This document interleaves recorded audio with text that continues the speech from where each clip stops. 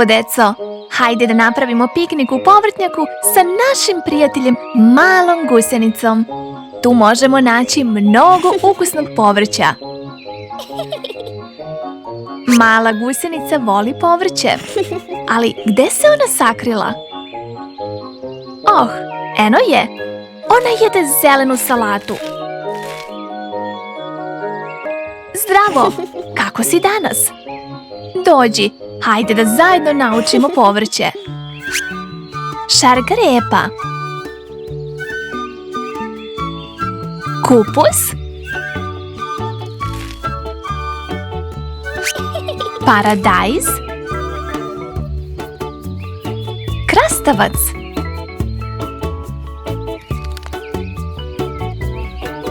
Crni luk. Tikvice.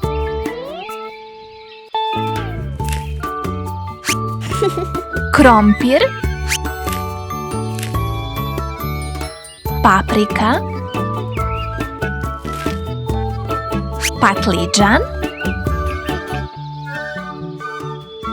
Kupus.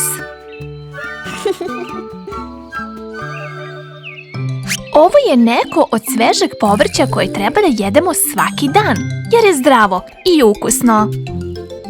Mala gusenice, da ponovimo svo povrće koje smo naučili. Šargarepa. Kupus. Paradajz. Krastavac. Crni luk. Tikvice. Krompir. Paprika. Patliđan. Kupus.